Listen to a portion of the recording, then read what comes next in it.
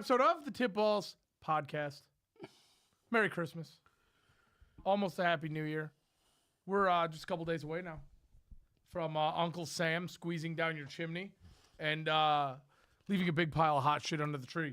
I'd like to introduce you to my co-host. To my right, it is the one and only. As festive as ever. Chipper as always. Thrilled to be here. It's Uncle Sam. Hello. On my left, none other than our very own Mr. Zolo, Mike Palazzolo. Bless. Merry Christmas. And behind the computer,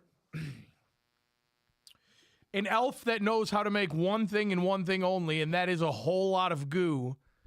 It is Cameron, the tugboat Venditti. Merry Christmas. How you doing today, Cameron? Merry Christmas. Merry Christmas. Merry Christmas. Welcome. Christmas special. We got a whole power-packed show for you guys today. Got to start with a little bit of Lions talk now that they are inching ever so closer to that 1 seed after a nice win yesterday. We got a whole bunch of games to go over from the weekend. Shockingly enough, we have a bunch of games to pick because the NFL decided to get in on the NBA's Christmas action this year. We'll talk about that a little bit. A college football playoff that wasn't all that riveting, except Uncle Sam thought it was. I liked it. But I thought it was mid at best. That's what the kids are saying. I liked it. We're going to talk about that. And then we do have a Monday night game tonight if anybody cares to discuss that. But first and foremost, Uncle Sam, how's your weekend? Great. High points, low points, pits, peaks? Living the dream. How are you preparing for this ever so joyous season that is now upon us? A lot of margaritas. That's it? Yes, Just tequila to get through the holidays? that's it. Zolo, how was your weekend? It was good. High points, low points, pits, peaks? Nothing crazy. Played a lot of pickle. Pickled on Saturday. Pickled on Sunday. Good Lions win yesterday. Ton of pickle. Went to a holiday party on Saturday evening. That was a lot of fun. Ho, ho, ho. Nothing crazy. That's it. Any special preparations for the most joyous season that is now upon us? I'm just trying to survive. That's it. Just That's trying to it. live. That's Bruce's MO. Bruce, how was your weekend? Fantastic. High points, low points, pits, peaks. Went to a pretty good party on Saturday. There we go. And a Love to hear it. yesterday, so Did you play with the Fabussy? I did not. If someone stole it though, and I was trying to help find it, because Somebody stole Bruce's Fabussy over the weekend. Okay. Not mine. It's not won by me. It was not taken by me. It was taken by I stole the Fabussy, you. and then somebody took the Fabussy from me. Yes. It was the Fabussy got passed around. Oh, the TikTok chat. Shout out to Jacqueline already. She's getting after it early and often today. She told me she has a Christmas present for you, Bruce, so be prepared. Anyways, we're going to end off the show today with something special. She's barking up the dead tree, Bruce's dead tree. his dead log. Where are we starting off today, Zolo? Where would you like to start off this Christmas special? Do the Lions.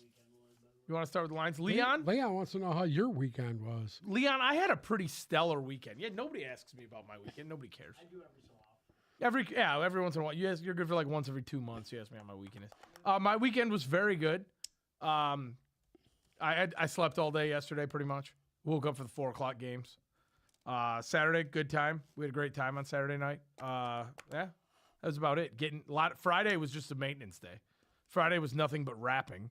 Today, when I have to leave here, it's gonna be nothing but rapping and bullshit. And then tomorrow night, to prep for the festivities, I'm cooking a scrumptious meal for What are you Christmas cooking? Eve.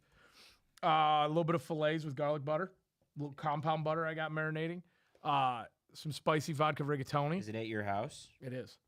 Look, I don't have to cook for too many. We're only gonna have 5 joining us, but that's fine. I'd rather it be that way. It's quality over quantity. And yeah, that's about it. And then, obviously, Wednesday's a full day, full boat. We got the full day going on. Did you decide on your Italian sausage front yet or no? Not yet. No? There might be a surprise sausage. Maybe. Bruce knows all about surprise sausages. He is one. Yeah. He is a surprise sausage. He's not a full length though. He's like he's a true chode. Anyways, let's start off with our Detroit Lions. They played the Bears yesterday in Chicago. Lions came out on top in this one, 34-17. I don't know how much there is to really discuss from this game, but I thought the Lions played a pretty nice, well-rounded game. Defensively, they didn't look atrocious. Offense was still clicking pretty well. They came out early and just kind of laid it on out of the gate. There's a lot of talk about Jared Goff's little shuck and jive with his slip and fall with Jahmyr Gibbs, and then them throwing the pass to Laporta. There were some people on Twitter. Yeah, there's some people on Twitter referring to it as unsportsmanlike. But at one point early in the second quarter, this was a 20-0 football game, and Chicago never really. Well, Chicago, they turned the ball over. They were never in it. I would have liked to seen. There we go, Bruce. I would have liked to have seen a little more Craig Reynolds. I think I'd like to have seen him a little more. Vaki and Reynolds, to see them take over that Dave Montgomery inside running role. I want to see that a little more. He only had 4 carries. I think he needs more. I think to control the game, I think that's what you need. It's Gibbs' backfield now, without question. No, I'm not saying it's not Gibbs' backfield. I want to see a little more from Reynolds, and I think they need to do that a little more.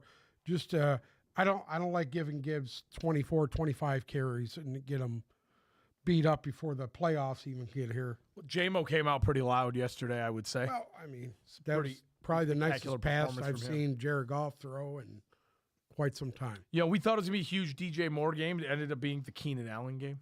Yeah, Keenan Allen was Keenan Allen did look He was pretty money. solid. He was catching everything thrown at him. Yeah, a little blast from the past there. Zolo, your thoughts. Defensively, how did you think the Lions fared with as many people missing as there are? Yeah, I mean, that's about as good as you could hope. And real quick, people love to rip Caleb Williams, but in 6 straight starts since they've pivoted to Thomas Brown, he's had a passer rating over 85. He hasn't thrown an interception in 9 games.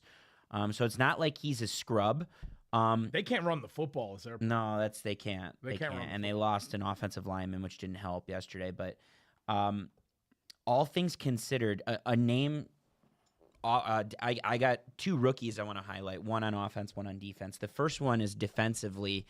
Terrion Arnold is very good. Yeah, he looks very, very good. That should have been a game where DJ Moore shreds you, and it didn't happen. Of course, it comes at the expense of Keenan Allen shredding Amik Robinson, but I thought Amik Robinson held his own for the most part. Yeah, I thought he played pretty well. There was one busted play, which doesn't help, and I think the secondary will get better when Rakestraw comes back. But I defensively, I was pleased. I mean, they were getting pressure. The only time they were kind of getting gash is when Caleb Williams was climbing up in the pocket. He would scramble for a lot, which he should do more often because he's good at it. But yeah, they were stout against the run. I thought they didn't give up untimely plays defensively.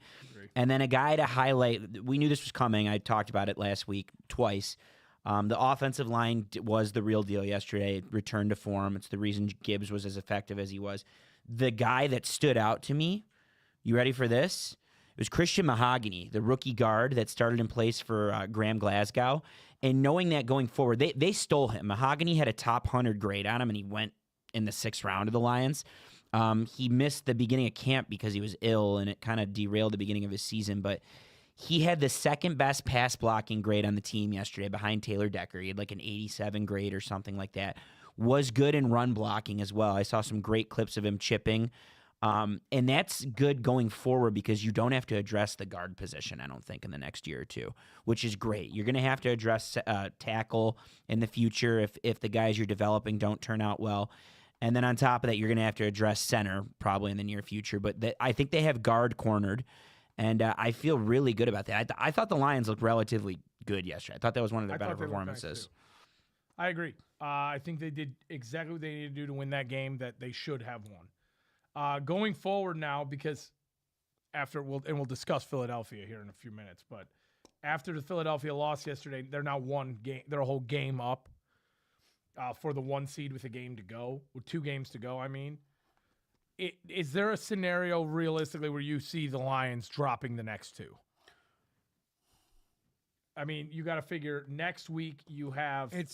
I think it comes down to this: if Green Bay beats Minnesota again, it's over. Green Bay didn't beat him the first time. Green Bay didn't beat him the first time. I thought they did. No, Minnesota beat Green Bay in Green Bay the first So time. who did they lose to? Minnesota. Yeah, They lost to the Beside the Lions. Lions. They lost to the Lions. Then whoever they played the week after, I can't remember who it was. Chicago? Was it Tampa? No, it wasn't Chicago. They're the Hold on, I'm best. double checking. How many I'm wins they moving. got in division? I thought they only I'm moving. They have a loss beside the Lions. Yeah, I thought the Rams. they the lost Rams. to the Rams. Lost to the Rams. But I mean, they lost to the Lions, and that's the only loss in division. Yes. Is the Lions? Can I tell you something? Yes. The Vikings are going to lose to the Packers next week. I agree. They're I say vote for the Packers this week. 100%. Well, Absolutely. I don't really think. I mean, I think Minnesota realistically could probably drop the next 2. Depends if the Lions have anything to I play. mean, they're for. still in the playoffs. You're going to have Green Bay, Minnesota, all or both are going to be in the playoffs. Here's the thing. This is the only scenario that I can think of, right? Because I do think Green Bay is going to beat Minnesota next week. I don't think they're going to lose twice to them. Do the Lions trot everybody out there and play a full game week 18 if they have it locked up? The 1 seed?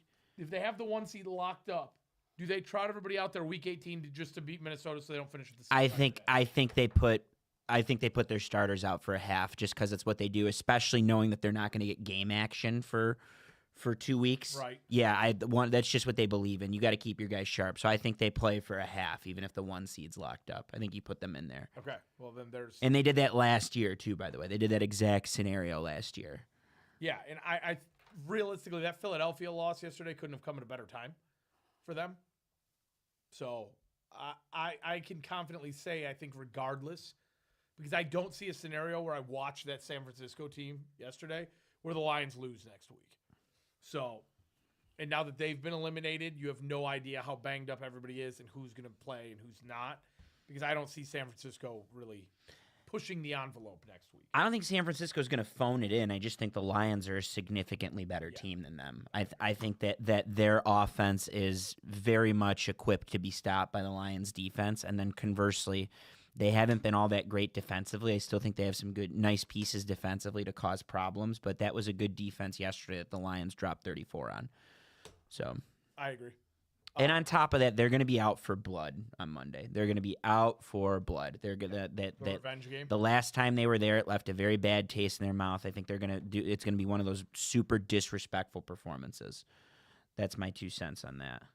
And then really the only outlier here is even if Philadelphia wins out, the Lions can still drop a game. Yeah, I mean the scenario is if Green Bay beats Minnesota on Sunday, which it got flexed from 1 to 4:30. It's in Minnesota, so it's the primetime Fox game, if you will. So if Green Bay beats Minnesota, which again I think is going to happen, that's a story when we talk about Minnesota. And then if the Lions win Monday, that's it. The Lions have the 1 seed. So realistically, this Green Bay Minnesota game has Huge, the weight of the world. major implications. Yeah, major implications. The other funny playoff thing. Well, let's go through the games and then we'll get to that when we get to it. But there's another AFC wildcard situation that's unfolding now. That's going to be really interesting. I think all the way to Week 18. Next up, I thought we'd get lucky here. The Vikings played the Seahawks yesterday. Vikings come out on top 27-24. Is that it for the Seahawks, you think? Are we ready to pack it in on the Seahawks? Yes. I think I am too. And it's not like they're playing bad. It's not like it's just they had one too many losses down the stretch, and that's the way the cookie crumbles sometimes. Yeah, Arizona eliminated now, Right. officially. So Seattle's a game down from the Rams right now. And if you look at it going forward, I believe they still play each other once. Well, the Rams have the Cardinals next week. Right. And then after that, the Rams do indeed play the Seahawks, Week 18. So that's hard for me to think that Seattle's going to make that push right at the end. So I think this is the Rams' division to lose now. Other things from that game. What happened with the face mask on Byron Murphy? I thought it was a phantom face mask, and it cost them the game. It cost them the game. It was a third down pass rush. They got a huge sack, and it was similar to the Aaron Rodgers when he was here 10 years ago, whenever that was, 2015. Byron Murphy grazed the face mask, and Darnold sold it. They got 15 yards out of it on a huge play, and I mean it's not. They still gave up busted coverage to Justin Jefferson a few plays later and gave up a touchdown. But listen, you guys might not like this. I think Minnesota is very good. I think they're capable of winning the NFC good. I don't know if they're capable of beating the top AFC teams good, but I think they're very capable of beating the Lions. I think they're capable of winning this division. I think they're capable of being the 1 seed. I love how Darnold has played. But they have backed into way too many wins I this agree year. 1,000%. I think Minnesota's outside of Kansas City. I think Minnesota is the most fraudulent team in the playoff picture. Their third place schedule, like every week, and they're winning these games. Credit to them, but we've had this conversation when these teams are just winning these games. If you don't look convincing when you win these games, the trash takes care. Like, you don't. This was Minnesota 2 years ago. They were barely beating teams. They had a low point differential, and they got beat at home. Were they the 1 seed 2 years ago? I believe they were. They got beat at home by the Giants in the first round of the playoffs by Daniel Jones. And I just think Green Bay will the way the Packers are playing right now. And by the way, Jordan Love has embraced Toyotathon. I don't know if you caught that. Yes, I did. The way the Packers are playing right now, the way their defense is playing, the way Jordan Love is playing, like they have the perfect recipe to go into Minneapolis and take easy care of the Vikings. And again, credit to the Vikings. I'm not going to argue. I still think Dan Campbell should be coach of the year. I'm not going to argue anyone that says it should be Kevin O'Connell, but they're just not convincing in these wins. Like it took a really dumb decision to kick a field goal with 2 minutes left yesterday, and then a Geno Smith interception to seal it. I'm looking for their statement win, and I can't find it. Statement win. There were statement wins in the first 6 weeks when they were 6-0. Run through it. Giants week 1, No. 28-6. No. San Francisco 23-17. That week 2, that's not a bad win. Houston was 34-7.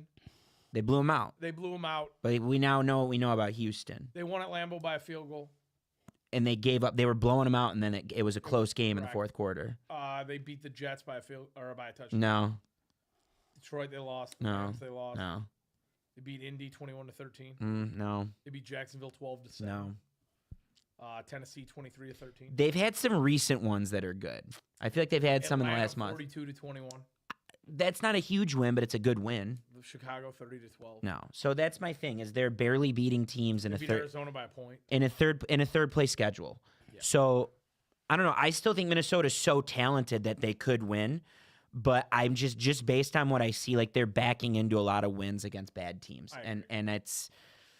I don't know. I will buy. I would go as far as to pick them to win the NFC if they were able to beat Green Bay next week. Even if they lose the 1 seed, like I could see a scenario where Minnesota goes on to win the NFC. But I need to see them perform well against a good team. I want to see them get the 5 seed and go into Tampa. That'd be a hell of a game. That'd be a great game.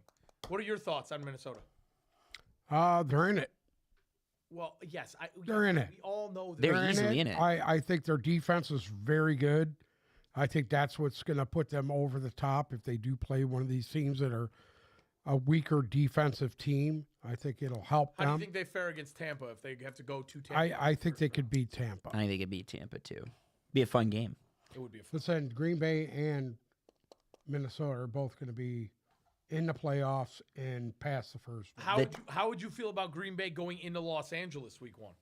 That would also be a lot of fun. It'd be a great game to see. I'm with you. The winner of the NFC is in the North. It's one of those 3 teams Correct. in the North. Moving on. The Commanders played the Eagles.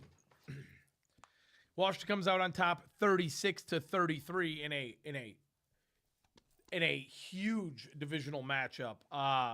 They tried to give it to them. They tried to give it to him. Do you think Jaden Daniels now inches back into that offensive rookie of the year I pace think after so. Yeah, I do. Yesterday, I agree. Yeah, 100%. I agree. 100%. He put that game on his back. And I agree. we talked about it a little bit on Friday, but how important that game really was for Washington. You're talking about that's a statement win for me. Going into Philadelphia. No, it was home. It was It home. was at Washington. Yeah. Either way, you're trying to keep pace with Philadelphia. You spoiled their. I think once Hurts went out, it was over for Philly. That's just my opinion. But. I agree, especially because they lost him in game. Yeah. But and I have this in the show notes, like the outlook going forward. If Philly's as good as they think they are, you can't use it as an excuse because the Lions are dead. Minnesota's doing everything they're doing this year at the backup quarterback. Listen, they overcame 5 turnovers like the Lions did. You're talking about the Commanders. Talking about Commanders. Yeah. You know, they did everything to give that game away, and Philly still couldn't win it. Just the drive at the end, right? Forget the drop that got him there. Forget the Devontae Smith drop. Like they still had to drive the field to get the touchdown to end the game, and they did it against a good defense. Yeah. No one's injured on the Philly defense, and they gave up 36 points. Yeah. No one's injured on the defense. Yeah, it doesn't help not having Jalen Hurts, but you still had Saquon who ran well. You still put up 33, which you should win. Actually, and they he gave ran up down well the stretch. Early, he had over 100 yards before the half, and then came out in the second half, and he wound up with 25 yards. So that's a test, that Washington front really stiffened up on him that second half, and they weren't able to run roughshod on him like they did the first half. Is Washington concerning at all for either of you? Like, do you think Washington right now this year has what it takes to make a push? I think they can beat any team that isn't in the NFC North. So I think if they played Minnesota, Green Bay, Detroit, they would lose. And I think maybe the Rams would have a good shot against the Commanders as well. But, I mean, you just saw they beat Philly, right? I think they would hold their own against Tampa after the Tampa I saw yesterday, or Atlanta. I think they could come in, and if they're the 7, hypothetically, they're playing Philly. Right. Or... No, it would be Philly. Now, it would be Philly. I did the playoff machine earlier. Right now, I have them going to Philadelphia week 1. Yeah, I mean, you just beat them, especially if there's some issue with Jalen Hurts long term. Supposedly, I know it's a concussion, but wasn't there something else wrong with him? Like, isn't he banged up in some way, like a foot or something like Somebody was that? saying something about his hand. Yeah, his hand. Was it his hand? Injury, Yeah. Yes. Or I know, well, And he he has a had broken something finger. going That's on with right, his but there hand. might be more to it. Yeah. You know that was a He good looked performance. sharp, though. He looked sharp early on till he went down. I mean, he got tackled. He went down funny, and he got up and was seeing stars. Just back on the Commanders' defense. I mean, Lattimore played well again yesterday, so eventually they're going to gel. Jonathan Allen, who got activated from IR, he didn't end up playing yesterday, but Jonathan Allen's coming back. That's going to help their defense. Like, there's a lot to like, and Dan Quinn is a defensive coach. So who knows? Maybe they can make enough noise. I think their offense is missing a little bit more zhuzh. Like, I think it's missing an element that, like, maybe it might just be Eckler. Maybe having Eckler back could change everything for them. But real quick, we just have a couple things to address in TikTok. Chances of Kendre Miller scoring less than 21 tonight. high. Very high. JWax813. Very, very high. I would not be wanting to rely on Kendre Miller for a fantasy championship. Who is most likely to drop more points tonight, Kendre Miller or the Packers defense? I have Packers defense. I think I have Packers Packers defense. defense too. Jordan Love throwing over 225 tonight. Yeah, I think so, too. Against Easily could Saints D, happen. yeah. Easily could happen. It's Toyota-thon. I am up by 19. My opponent says Packers D. What do you think is going to happen? That's me. I'm up by 50, and I have Packers D going against Josh Jacobs. I can't have like a Josh Jacobs all-world performance, but no. I mean, I think there's a realistic scenario where Packers D puts up 10 to 15 points, so you should be good. Okay. Billy in the TikTok chat. He doesn't think the Commanders would win if they were in Philly. They were on pace to get blown out until Hurts went down. He's not wrong. I mean, they were getting stumped when Hurts was in there, and then they made their little push after Hurts went out. So Yeah, Billy, first things first, I see you're a Vikings fan. Good for you. But I kind of disagree. Well, yeah, anytime you lose a guy, if you have a week to prep for not having a guy, that's great. Right. You can pull it off, right? Here's the thing. I'm not making any excuses for Philly because everyone was anointing them over the last month and a half. Number one. Number two, Kenny Pickett played great for the most part. I was going to say, I thought Kenny Pickett looked pretty good. They dropped 33 points. Yeah. I I thought he looked off. His throws were late. He I never really caught anybody on the run. I thought the exact opposite. I thought he was off. And Saquon I Barkley didn't rushed like the for- way he was, he was seeing the reads, but seeing them late and not getting the ball there, which kind of hindered them from really sustaining drives. I thought that, to me, was big. shout out to Baldo. What's going on, Baldo? But yeah, Billy. I don't disagree. If Hurts doesn't leave, yeah, you probably win because it's just you don't want to lose your starting quarterback mid game. That doesn't help. But the in Philly versus out of Philly thing, Washington, when they started their run of bad play, almost won that game in Philly 5 or 6 weeks ago. So I disagree with that. I think the Commanders, if it happens in the playoffs, there's just a very realistic scenario where the Commanders can go in there and win in Philly, and just keep an eye on that. The next game was a real eyebrow raiser for a lot of people. The Dallas Cowboys played the Tampa Bay Buccaneers. Cowboys come out on top in this one, 26-24. Uncle Sam, do you think that Mike McCarthy is doing enough down the stretch here and winning some of these games to salvage his job next year? No, You don't. no. You think he's a dead man walking? He should have been gone 2 years ago. I mean, they're Jerry Jones is going to bring him back, though. I was just gonna say. Hasn't learned his lesson. I was going to ask you to look me in the eye right now so I can give you this news. Mike McCarthy's probably going to be the coach of the Dallas Cowboys next year. Realistically, They were having a suck And guess fest in what? the locker room after the game That's yesterday. good for Washington. It's good for Philadelphia. For Detroit. And it's good for the Giants. like, okay, Yeah. and I don't want to be the bearer of bad news here, but the next two games, Dallas has to go to Philadelphia where they could be missing Jalen Hurts, Okay. and then they host Washington week 18. The Dallas Yeah. defense was good yesterday. I agree. it They were was good the very- week before. Against and too. it's been good. It's Against- been yeah. good. against a good Bucks team. But hypothetically, if they come out of this season 8-9, do you still think after losing Dak and all other bullshit that went on with the Cowboys this year, they could get rid of him? I personally think this. Take away the Dak Prescott injury. Take away all that you've seen the first 6-7 weeks of the season, 8 weeks of the season. And you tell me that he's done enough the past 4 weeks to keep his job. Here's the problem with this conversation is you and I agree that he shouldn't have ever been hired there to begin with. He's just not a good I don't know coach to about begin hired with. there to begin with, but I No, think he he's should not have a been good gone. coach. After his second year, he should have been gone. It's a time machine hire. Like I go back. I watched the Packers very up close for the last decade, and I watched him squander Aaron Rodgers in his prime for 10 years. Some really good Aaron Rodgers seasons, and if you want to go even further back, Favre. fair enough. When Favre was ridden out of town for Aaron Rodgers, which was not the wrong move, thought it was the right move. But at that time, if you remember, Favre was coming off that big game against the Giants at home, and they still fucking just pulled the rug out from under him. I think Favre at that point still had something left. So, You know, couple things here. Now, Tampa and Atlanta both have the same record and essentially are tied for the division. Next week, Tampa Bay hosts Carolina. Atlanta has to go to Washington. okay, That's a huge game. that's Massive. Atlanta, Washington is huge. And because they're both fighting for the same playoff spot. well, Well, no, Atlanta could win the division. Atlanta can win the has to win the division. division. I think the South winner isn't. I don't think it's after the win yesterday. I don't think the South winner can get a wild, or the South loser can get a wild Right. card team. They cannot. They can have- only win the division. So only one of them will get. And Tampa gets they get to host Carolina, which that should be a win for them. And then you go into week 18. Should it though?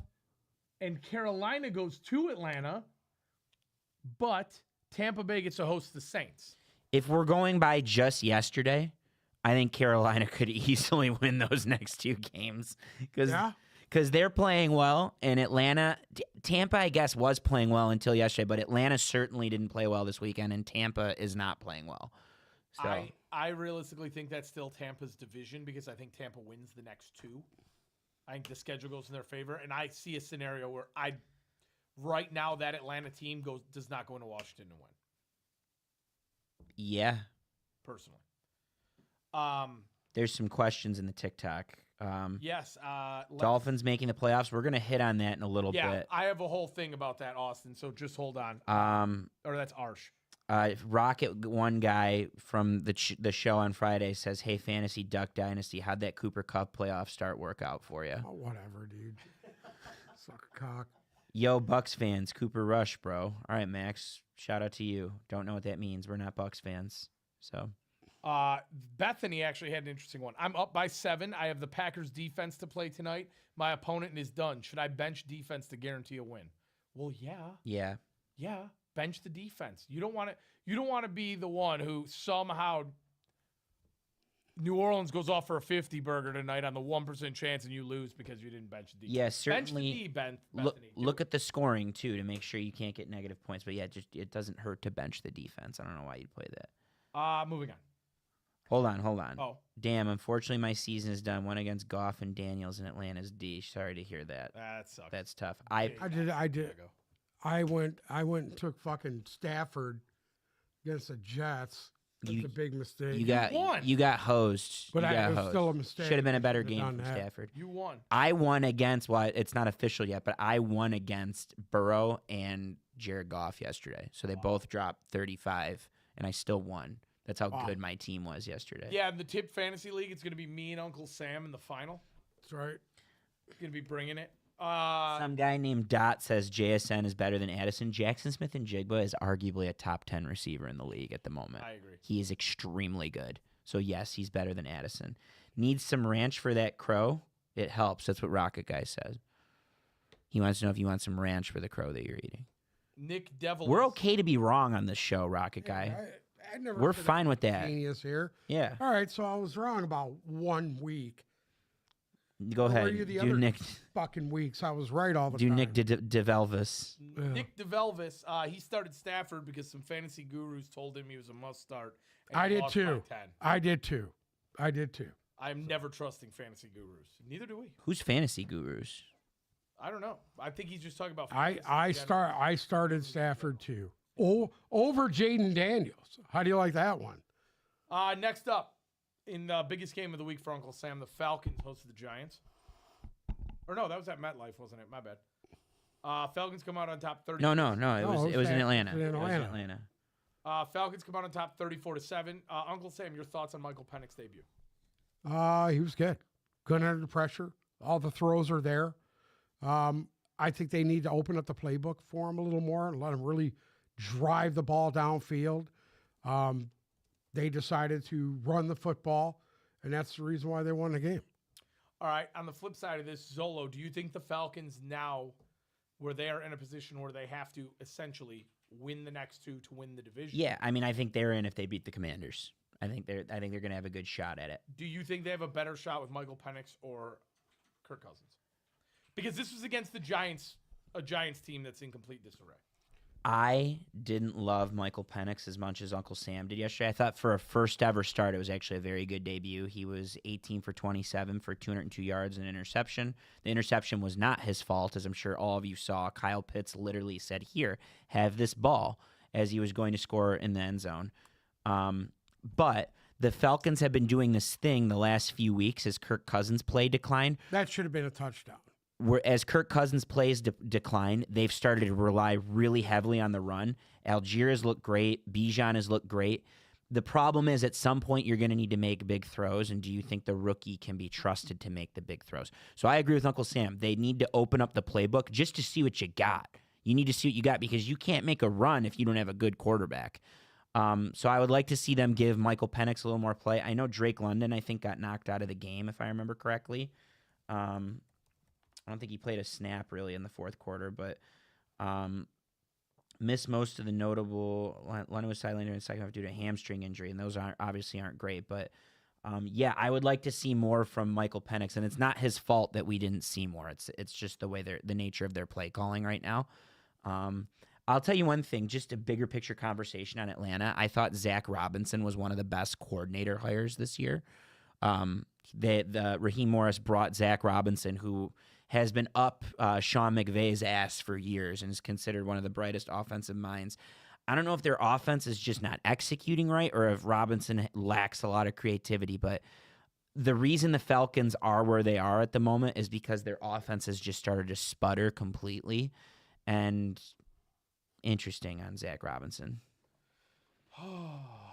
So jumping back real quick, that game, Falcons-Commanders game, you want to talk about it's the must-win of all must-wins for Atlanta. Yeah, it's a huge The game. must-win of all must-wins. It's a huge game. And Washington needs it too. So that's why it's going to be a good game. You know what? I think, and I'm not sure, I think they might be in. I think Washington, no. So they lose Washington two. loses Run the it. next two. They lose two. Who? Tampa gets in. If So Tampa then wins two. the So next two South teams get in. two South teams get in. Interesting. But But does that? What does that mean for Seattle or the two West teams? Because there's a scenario where two West teams get in. Well, yeah, there is, but you have to give wins. You have to give 2 wins to Seattle, which means they would have to beat the Rams. Washington would have to lose to Dallas. Tampa would have to lose to. No, Washington still gets in that way. Got So it. if Washington loses the next 2, So there is a scenario where two South teams can there get in. is a scenario, but you need a complete fall apart. Washington would have to dump the next 2. Tampa has to win out, and then yes. Wade is asking, I need 35 points from Dobbs and Miller tonight. What do you think? I think it's tough. You need Kendre Miller, who's going to be the entire offense for the Saints tonight. You need him to do some really absurd stuff.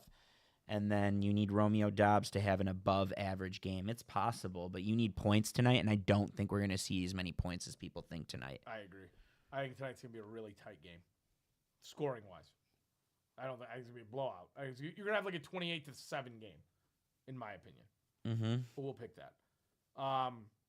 The Rams were the ones that met life. They played the Jets. Rams coming out on top 19-9. The Rams look a little stifled yesterday, I will say. What happened? Because we were all very high on Matt Stafford going into this game, and this game was kind of a letdown. Uncle Sam. I think the weather had a lot to do with it. Stafford looked like shit in the first half, and I don't know. He just couldn't. I mean, he pulled it together at the end when he needed to. Not only that, he got a gift from the Jets because they tried to convert 2 4th downs that just destroyed them in scoring position. Here's my problem with what you said about Stafford. You know who did look good yesterday again? Aaron Rodgers. Yeah. I thought Aaron Rodgers was decent again yesterday, and that's in the same weather. I think the Rams, the balls were there. They just weren't catching them. You're talking about for the Rams? No, for Rodgers. No, I think what you said is also applicable for the both, Rams. actually. I think the Rams have a very it's weird. I don't know what their game plans are week to week, but I think the Rams have been overly reliant on the run game. And I think if that's going to be their game plan in the playoffs, that's going to cost them. Agreed. They need to let Stafford cook, and they need to live with the fact that their offense isn't going to be on the field long, and that their defense is going to have to make plays because they're at their best when their offense is holding court and scoring quick, in my opinion. And that means Stafford is cooking. So, do you think Garrett Wilson's a New York Jet next year? yes. You? Been a ton of talk about him possibly getting traded this offseason because he was not very thrilled with his role.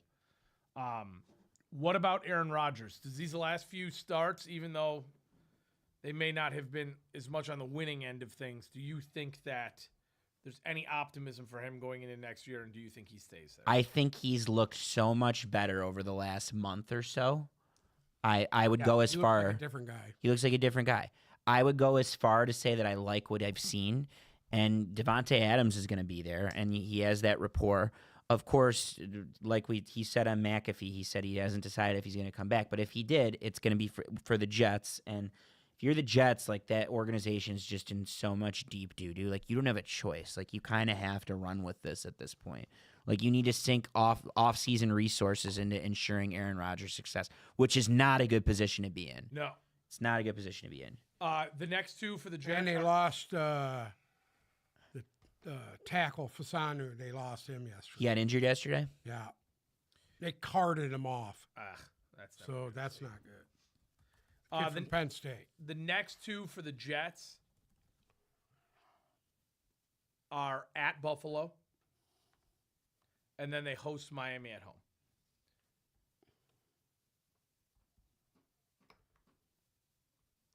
I'm starting to think that the way we saw Woody Johnson act throughout this year, I think you could see a situation where they don't go forward with Rodgers, because at that point I feel like you're delaying the inevitable. Unless they win these last 2 games. Do you guys really think that Bob Saleh caused this team to be a 4-win football team? No. I can't either. No. I just think they're not. I don't. I think Saleh was in over his head.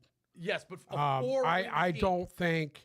I think what cost them was the GM. I don't know. I thought the guy drafted We all agree. I thought he drafted well too.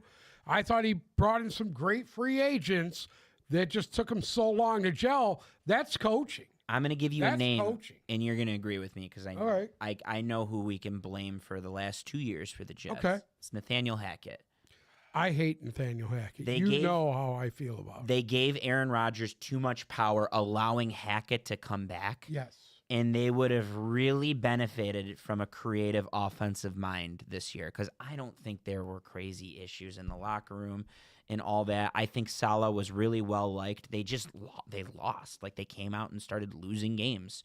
I'm going to go back to this. I'm not worried about the offense. It's the defense. They've taken about 5 steps back. They ain't nowhere near what they were last year. That's without Saleh. I mean, of course, with Saleh they were bad. Of course, Albrecht is the coordinator. Yeah. He's been the coordinator for 2 years. But for I mean, this is the same pieces they've been working with for 2 years. Exactly. So where's how the do issue? You go from being top 5 to fucking dog shit in 1 year? Because you got rid of the guy who built the defense to try and salvage the offense. But no, the defense wasn't there from the beginning. That's the issue. Well, that's the issue. That defense was not there from the beginning this year. They lost too many close games at the beginning of the year. I mean, you lost to Denver by a point. You lost to Minnesota by a field goal. You lost to Buffalo by a field goal. And now you're in the hole. I don't see it. Okay, great. Aaron Rodgers comes back next year. I think the changes that have to be made to take you from a 4-win team to a Super Bowl contender right now for the Jets are too drastic to overcome in a season. So at that point, do you just look at Aaron Rodgers and say, hey, listen, this was great and all, but it ain't there next year? Because he's not going to give you a 2-3 year commitment. Well, guess what? He's their best chance of winning. I don't know about that. I really don't. I do. I think he's their best chance of winning. If you put Sam Darnold back in that Jets uniform, no, I don't know about that. I think Aaron Rodgers is their best chance. I don't know about Sam Darnold ain't doing what he's doing in Minnesota and New York. First, the bridges are already burned with the Jets, and then on top of that, I think Kevin O'Connell has all to do with what's going on with Sam Darnold. But I agree with this is a fun conversation because I had this in a group chat yesterday, and we can have it right now. Mm-hmm. Huge Michigan fan. J.J. McCarthy, my life. If you're the Vikings, you cannot, there's no scenario where they don't re-sign Sam Darnold. There's no, in my opinion, there's no scenario. And in that case, no, you can't. If they lose in the first round of the playoffs, I think they let him walk. No, you can't. I don't think so. You He's already can't. got more wins than they had with Kirk Cousins. You cannot. You can't let him walk. And I don't even think he's good. And I think he's going to flounder the next year. But for what he's done this year, you would be making a huge mistake letting him walk. And in a quarterback class that is not that good, a team can take a flyer on J.J. McCarthy. You could trade a future first or a couple seconds or whatever, and you can get J.J. McCarthy, who sat in Kevin O'Connell's system for a year, albeit he's been injured, right? But he had a great preseason. He had a great camp. Maybe that's a good spot for the Jets or any of these quarterback-needy teams that don't like Shador, that don't like Cam Ward or whatever. What about Kirk Cousins in a Jets uniform? Might end up happening. You like their chances with Aaron Rodgers better than Kirk Cousins next year? I just think Rodgers gives them the best chance to win. To not bring him back. If he decides he doesn't want to come back, then I get it. You're stuck. Well, but then what do? You have to give me a list of players to put up against. Who would you rather have? But if it's Rodgers or Kirk Cousins, I think I'm taking Aaron Rodgers because of the continuity. I don't think Kirk Cousins is that bad. I think he's a victim of a poor offensive I scheme think at the Kirk moment. Cousins, at this point in his career, would probably be a better coach than anything else. But he had a stretch this year where he was good, Yeah. like where he looked good. Like it's almost like all these quarterbacks have had stretches. It's just a matter of what makes sense. Right. I don't know, but if it's a choice between Aaron Rodgers and Kirk Cousins, I'm probably going with Aaron Rodgers What about Brock Purdy? as a Jet. So then who's the Niners quarterback? JJ McCarthy. Yeah, I mean Brock Purdy. That's if you bring in the right offensive mind, I think a lot of what Purdy has done, he's been great, but a lot of what he's done is tied to the fact that he's in a good system that's quarterback friendly with a lot of weapons. Correct. And there is a lot of weapons there. Quarterback friendly system in the league. But period. but the Jets have a lot of weapons, do they not? They have 2 good pass catchers. They drafted a tackle last year. They have 2 good running backs. So maybe that's a scenario. But again, that's not a quarterback that they're going to let walk. Like these guys aren't going to let these teams that have sure thing quarterbacks, Minnesota, San Francisco, they're not letting their quarterback walk. It's just not going to happen. Gino? Like No. I thought he's there next year. He's paid. I don't like. Huh? They I might think Aaron need Rodgers over Geno. They might need Geno insurance. Yeah. The Seahawks might need Geno insurance, but I don't think they're ready to move on from him because he 3 straight years. They almost went to the playoffs again this year. They still About could. Daniel Jones. Oh God. Anyways, next up, the Carolina Panthers play the Arizona Cardinals. Panthers come out on top in this one, 36-30. Your guys' thoughts on Bryce Young's performance yesterday? Yeah, he got drilled. I believe it was I can't remember when it was, but there was this point in the game where he got absolutely drilled, and they called a roughing the passer, and he threw the touchdown pass on the play, and he's just on the ground like cheesing. He's on the ground smiling, and I mean, I don't know what more we could say about Bryce Young. I think that and it's the same in Chicago. Like He's proving a lot of people wrong. there's people that are posting a meme today because they're both 4-11. It's like who won the trade, who ended up winning the trade. I think Caleb Williams is going to be fine, and I think Bryce Young is proving that he's going to be fine. And on top of that, I have this Maybe in Justin Fields will be in New York for next year. here. You ready for this, Uncle Sam? Yeah. Dave Canales, 2022, his last year in Seattle, revived Geno Smith, won the division, went on to the playoffs. 2023 last year, you know who he revived? Baker Mayfield. Complete renaissance on Baker Mayfield's career. Turned him into a top 10 quarterback in the league over the last 2 years. And this year he did it with Bryce Young. And I think that's like, if I'm the Bears, somehow he's not leaving Carolina. It's not happening. There's no scenario where he leaves Carolina. But if I'm the Bears, my first phone call is to Carolina to see if I can somehow, one more trade. Let's do one more trade. Give me Dave Canales. Because I think Dave Canales would be the perfect Caleb Williams whisperer. Not that Caleb Williams has all these major problems, but I think Yeah, but that Dave he's the Canales guy. would have to lose his job. No, I'm trade for him. Trade for him? Trade for him, yeah. But that's not, Carolina's not taking that trade. They have a hell of a head coach right now. But Well, if they don't, they can always get Ben Johnson. bless you. Thank you. The other question I have: what happened with Arizona, and at what point? At what point do people start to? There was a point where we all sat here and said, this is Arizona's division to lose, and they did everything in their power to lose it, and they're officially eliminated. There was a point we were sitting here talking about Kyler Murray as a possible MVP candidate. I don't know. What? MVP. Yes, we did. I We all will sat say here and said this. I did. I did too. The biggest thing I took from yesterday's game was, at one point, I seen Kyler Murray on the sidelines, and it looked like to me that he just quit. Yeah. Well, Is that Just in general, the whole team, Looks like except he- for Trey McBride. he looked like he quit? Trey McBride after the game was quoted saying, "Man, those guys sold so fucking bad. We're sorry as fuck." Because they had every right to win that game. I and mean, my God, dude. they just fell apart. Yeah. Chuba Hubbard ran roughshod all over that. I mean, at what point Does Jonathan Gannon keep his job? yeah, I mean, But how can you keep doing the same thing over and over again? They're the counter example to like Minnesota. This is the opposite example. Like you have teams that are thriving this year because they're and the Commanders, great example. Commanders handled their last place schedule not quite with ease, but they won most of the games that they were supposed to win. Yeah, The Vikings. Remember, the Cardinals had Buffalo, their ass handed to them at home, and they let it get away. But this game right here this is the benefit of the NFL. Like it's designed to make sure that you're not a cellar dweller for so long. And they played the Cardinals played a last place schedule this year. They're in the weakest division in the NFC, arguably, or the one that doesn't have the most wins. And they just kind of like they had everything. They had the least amount of catastrophic injuries, and they just kind of didn't figure it out. They just never figured it out. And if it's not this year on Gannon, you cannot.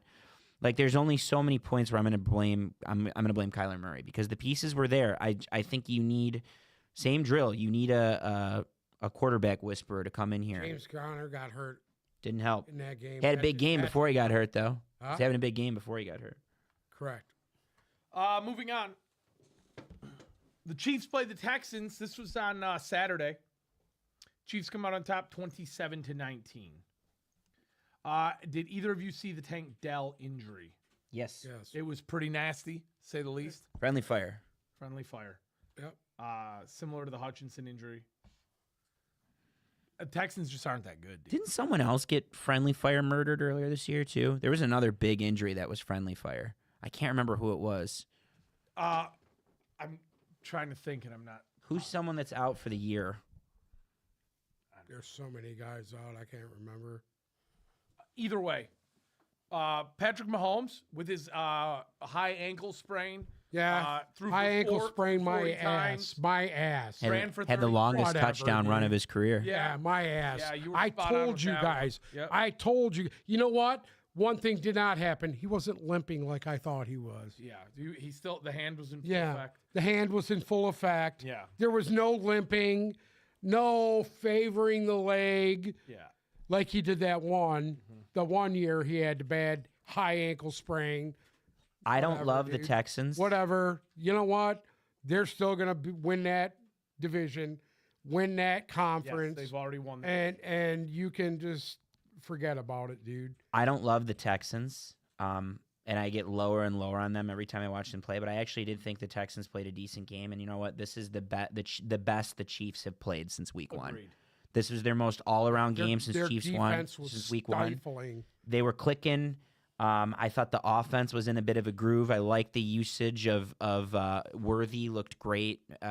What's his face? Noah Gray, was that his name? The other tight end Yeah. has been outstanding for them. He's basically replaced Kelsey, and Kelsey's still getting open. They're just missing some ball. Like they had a touchdown in the end zone to Kelsey that I can't remember whose hands it went off. It was supposed to go to Right, he Kelsey. got tipped. But he also made it like if it did go through his hands, the ball wouldn't have made it to Kelsey. It would have been picked off.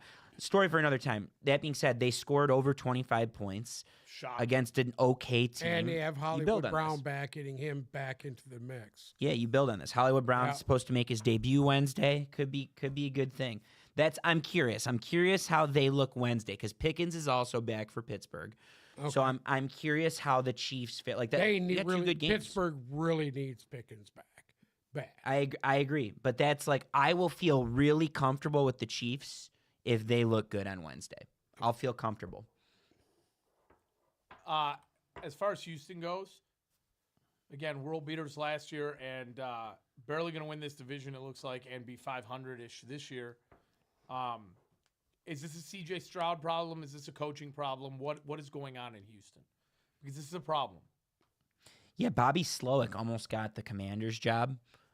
He after Ben Johnson, it was Bobby Slowick in terms of candidates, and I wonder how many interviews he'll even get this year, because I don't think you can blame the injuries. Like on paper, going into yesterday, the only true injury is probably Stephon Diggs, right? Of course, you lost Tank Dell, which doesn't help, but their offense just sputters and Yeah, but their three top guys have not been on the field together since. yeah, but Week one. I can't make it after seeing the Lions. I can't make injury excuses. There's still maybe like I said, if you want to say, oh, we don't have Diggs, that's fine. But you've had Tank Dell and you've had Nico Collins, And you have both of those Mixon guys now. have missed significant time. No, but right now they have them and they still Yeah. don't look good. And now you don't have Tank Dell. Right. And I know their offensive line hasn't been great, but I don't see this team like at some point we're gonna have to have a conversation on Stroud too. Because it's not the same CJ Stroud. It's not the same CJ. It's not the same Stroud. And they've struggled running the football. I think that's what's killed them the most. And that was supposed to be Them why not they were being good able this to year. Run the football. That was supposed to be what sets them apart this year. Well, now we Yep. have a good running back. And he's was great the first half of the year, and now it's just not the same. Moving on. This was a big one. Also on Saturday, Ravens played the Steelers. Ravens come out on top 34-17. Biggest change for the Ravens, in my opinion, was that defense. Do you think they're getting back towards their elite form? Yes. Ew. Yeah? You're hanging me? I don't know if it was that or If Pittsburgh's not all that good. you could see there's a drastic lack of talent in the receiver position on their team. You talk about Outside- Baltimore? No, I'm talking about Oh, Pittsburgh. Yeah. Pittsburgh. Their guys could not get open. The only one who had a good game was Fryermuth. You know, I mean, what are you gonna do there? Who are you gonna throw to? I mean, they're throwing the tight ends. Calvin Austin, Jalen Warren, Van Jefferson, Ben Skowronek. Ben Skowronek. When Ben Skowronek is the guy taking your lead as wide receiver, you're in fucking trouble. Zolo, how do you feel about the Steelers now after 2 losses in a row? Yeah, it's not great. But I think not having Pickens, there's something to it. But in the first half of that game, Russ looked really good. There was a costly turnover. He fumbled the ball at the 5-yard line in the first half. That wasn't helpful. I just think that the story of this game to me was the Ravens defense turned a corner. Apparently, it's got all to do with Kyle Hamilton and their deployment of him. They had been deploying Kyle Hamilton in certain situations, and they'd put him all over the field. They're now exclusively lining him up at safety, and it's really hurting opposing offenses trying to get anything in long yardage situations. It's just not going good for the Ravens opponents, and I think there's something to make of their defense. And then again, we're not talking about it enough, but Lamar is having the best season of his career as well as a passer and a runner. If it wasn't for Josh Allen, Lamar would easily be the MVP this year again. I'm curious how the Ravens, let's say they don't win the division. I think they're going to. I'm curious how this looks for the Ravens if they're the ones chasing this year, if they're the ones chasing Buffalo, if they're chasing Kansas City, as opposed to they're the ones with the target on their back. Like, I want to see how Lamar looks without the pressure because he's been damn good this year. He's been really good this year. And they look like Derrick Henry, I mean. Yeah, I mean, they don't even need Henry touchdowns anymore. What are you It's gonna the say second about game, that? second game in a row, they didn't get a Henry touchdown. And Henry still looks good. Zay Flowers looked outstanding. Like, Bateman's been good for weeks.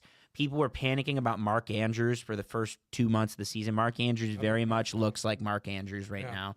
They're peaking at the right time, maybe. Yeah. Does that mean they can go into Kansas City and win? I don't know. But I'm curious how they look without the pressure on them. So we have some big games coming up. And I think at this point now I kind of want to run through this. But on Christmas, we have Baltimore at Houston and Pittsburgh at KC. Baltimore and KC. KC at Pittsburgh, Baltimore at Houston. I got Baltimore and Kansas City. Uncle Sam? You think Baltimore? I Baltimore, agree. Kansas City. You don't think there's a chance the Steelers pull one off Yeah, I do. at home against the Chiefs? I do think there's a chance. Because if that's the case, they lose 3 in a row. So I'll tell you how this looks going forward. Week 18, real quick. You've got Cincinnati going to Pittsburgh, and you have Cleveland going to Baltimore. So hypothetically, if Pittsburgh pulls that off, even if Baltimore wins the next 2, they still win the division. I like Pittsburgh at home. This conversation matters because there's now wild card implications on the Bengals. Oh, yeah. Correct. Of course, nothing matters without the winner of Broncos-Bengals. Like, that's the first catalyst. Let's talk about the Bengals from yesterday. And then, because realistically, the other games are not all that important, I want to do a quick playoff machine. Yeah. An abbreviated playoff. Yeah. Bengals host the Browns. They came out on top 24-6. Thoughts on the Bengals' performance yesterday? Just okay. Just okay. Just It okay. was not world beating by any means. It was not anything spectacular. Burrow had a quote unquote quiet game for him. Your thoughts on Dorian Thompson Robinson? I told you that game was going to be pretty close. Close. Yeah. It was 24-6. Listen to me. Oh If God, you're gonna make A few turnovers went the wrong way for Cleveland. Here. It was 24-6. With 4 minutes left, Cleveland was driving 17-6, and had they Right. tied it, it would have been 17-13. You know, it was closer than the score, but I also don't think it was close. It was not close, but it was closer than the score. Can we agree on that? Miles Garrett I got his have to. 100th sack. If I have to, just to avoid that conversation. Okay. Miles Garrett got his 100th sack. Yeah. Guy's a baller. Did Deshaun Watson pick up his 100th charge yet or no? Not yet. Okay. I want to do the playoff machine. Now, with that being said. Okay. Him and Bruce got something in common. So on Christmas. What the fuck is that? On Christmas, okay, game number 1 to start off the day is Kansas City at Pittsburgh. I'm gonna just put it in as Kansas City right now. We'll change it afterward. We'll change it afterward because I do see a scenario where Pittsburgh wins. Ravens at Houston. Ravens. He's Ravens. He already said it. Okay. Seahawks at Bears. Seahawks. Seahawks. Chargers at New England. Chargers. Chargers. Okay. Denver at Cincinnati. Denver. Oh man. I'm taking Say it. I'm taking Cincinnati. I'm gonna defer to Cincinnati just because it's at home. I agree. Arizona at the Rams. Rams. Rams. Jets at Bills. Jets. Bills. This is for actual scientific purposes, okay? So you Jets. You're the tiebreaker. I'm love taking affair. the Jets. You're the Okay, tiebreaker. I'm taking the taking the Bills. fucking Jets. Fucking A. Tennessee at Jacksonville. Jacksonville. I'm gonna take Tennessee. Doesn't matter. It's for. I'm going to tie break to Jacksonville. It's the Carolina at Tampa. Tampa Tampa. home game. I'm going to go Tampa. Yeah, it's fine. Raiders at New Orleans. It's the toilet bowl. I'm gonna go with the Raiders. I'm gonna take the Raiders in that. Okay, so we'll give the win to the Raiders. The Cowboys at Philadelphia. Eagles. I'm gonna take the Cowboys. If Jalen Hurts doesn't play, I'm taking the Do it in the chalk scenario because it's more applicable. I'm going to go with Philadelphia. Indianapolis at the Giants. Colts. Indy. Okay. Miami at Cleveland. Cleveland. Cleveland. At I don't trust. I'm not. You think I trust Tua in the cold? Because I sure as shit don't. Against Dorian fucking Thompson. cold. That right there had implications. Jerome Ford. All right, fine. Put it chalk. Put it chalk. No, you're right. Put it chalk. So that way we know what to change afterwards. Put it chalk. Shockingly, okay, as of right now, if Cleveland wins that game, Denver's in. That's right. I'll give it to Cleveland. And we'll go back and play. Green Bay at Minnesota. Wait, I thought Cincinnati. Green Bay. I thought Cincinnati plays. Oh no, wait. Okay, got it. They beat Denver. Yeah. Okay, got it. Denver's Green Bay. still in with a Miami loss as of right now. Legitimately, I think the Packers win next week. You? He said Green Bay. Okay, I agree. Atlanta at Washington. I'm taking Atlanta and Michael Penix. I'm going with the Commanders. I am also going with the Commanders. Detroit at Frisco. Detroit. Frisco. Detroit. Yeah, dude, you suck, dude. What? On the road. Week 18. It's Frisco Super Bowl, dude. Week 18. Houston at Tennessee. Houston. Houston. Carolina at Atlanta. Atlanta. Yeah, just leave it chalk. New Orleans at Tampa Bay. Tampa. Yeah, Tampa. Okay. Seattle at the Rams. The Rams. The Rams. Buffalo at New England. New England. He has New England winning out. Buffalo. That one doesn't make a difference anyway. It shouldn't. So we'll go to Buffalo. Miami at the Jets. Again, Jets. I think they're gonna lose in Taking cold. the Jets They're gonna lose in at cold the weather. Jets. I think Cold. Miami Cold, loses, but leave it cold, chalk cold. though. Leave it chalk. Okay. Brees Hall. Cleveland at Baltimore. Baltimore. Baltimore. Cincinnati at Pittsburgh. Pittsburgh. Yeah, Pittsburgh. Okay, then it's set. So what is it? Well, hold on. Jacksonville at the Colts. Colts. Kansas City at Denver. Week 18 with everything locked up. Denver. I'm taking KC. Just do whatever you want on that one. 'Cause I don't think it matters. I'm at going to that point. defer to Denver because I can't imagine Kansas City playing anybody with everything locked. No, they will. They'll play them for a half. They always play their starters. If they only play for a half, Denver will. Yeah, because if you remember, Andy Reid doesn't give nobody a day off. Unless there's someone like really banged I up that can't needs the imagine time. Mahomes playing in that game. He's playing. No, because he's going to play because they're going to go 2 weeks without playing afterwards. That's why Right. if he's unless that injury is really bad, and it's clearly not that bad, unless that injury is really bad, he's going to play I don't for think a half. that's as bad as the first one he had that one year. But I think Denver wins out of merit. Yeah, no, I think Denver could still. I'm fine picking Denver there. Okay. I don't disagree. Chargers at Raiders. Chargers, Washington at Dallas. Washington, but I could see Dallas winning Dallas. that game. Okay, we'll give it to Dallas. Giants at Eagles. Eagles. Minnesota at Detroit. Pick With the, no merit. at this point, no merit. Does not matter. Pick the Lions. Taking the Vikings. I'm going to go with Minnesota, too, just to make things cute. Chicago at Green Bay. Green Bay. Chicago, last game of the year. They win. Going into next year on a high note. San Francisco at Arizona. What? Frisco at Why, Arizona. you think that's impossible? Frisco at Arizona. Taking Frisco. San Francisco. Okay. So now with I that think said, Arizona collapses to the point where Jonathan Gannon gets fired. Detroit has a bye at 14-3. Kansas City has a bye at 15-2. Washington goes to Philly. Green Bay goes to the Rams. Minnesota goes to Tampa Bay.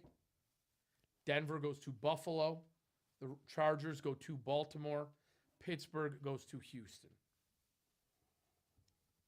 Now, if we play around a little bit here, let's just say for all intents and purposes, Pittsburgh wins on Christmas, then They Denver got to go to Houston. Huh? No, Pittsburgh we're talking goes. in the round one, yes. If Well, it stays let's- this way. Let's go there. If Pittsburgh beats Kansas City on Christmas, Pittsburgh takes the 3 seed and hosts the Chargers, and Baltimore has to go to Houston. Okay? So now we'll put it back to 0. All right. If the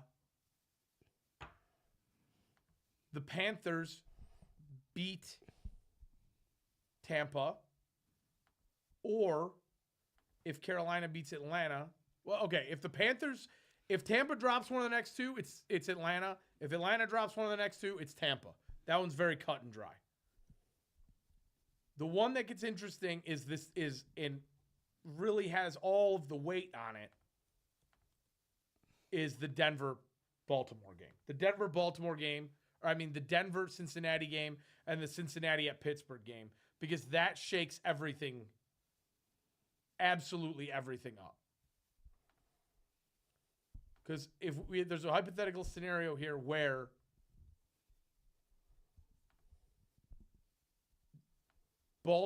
Cincinnati gets in. Actually, if Cincinnati beats Denver, which this is really odd. Cincinnati beats Denver and Cincinnati beats Pittsburgh, and Denver loses to Kansas City in Week 18, but the Colts win the next two, which is against the Giants and Jacksonville. The Colts take the 7 seed.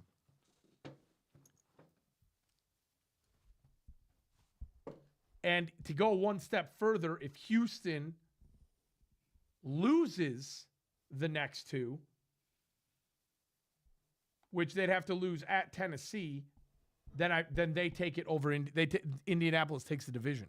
So Indianapolis, shockingly, is still in a division race with the Giants and Jacksonville left to go. So if Houston fumbles and loses to Baltimore and then loses to Tennessee, which I don't foresee happening, Indianapolis could still take that division. Very interesting. Anyway. Why are you anywaying me? Anyway. Hello. Okay, so right now, if you had to pick in the NFC, Washington at Philadelphia, week 1, who are you taking? The Eagles. I'm going to take the Eagles. Green Bay at the Rams. Rams. Depends which Rams team you're getting. Yeah. Depends on well, I think it'll be at SoFi. Here's you're the You're problem. going to get the good Rams. Even if it's at SoFi, that means it's a home game for the Packers. So That's more likely than not true. yeah, honestly, I think the Packers win that one. Which means it would be Packers Lions in that So you have the Rams, I have the Packers. Hello. I called the Rams. Bruce, break the tie.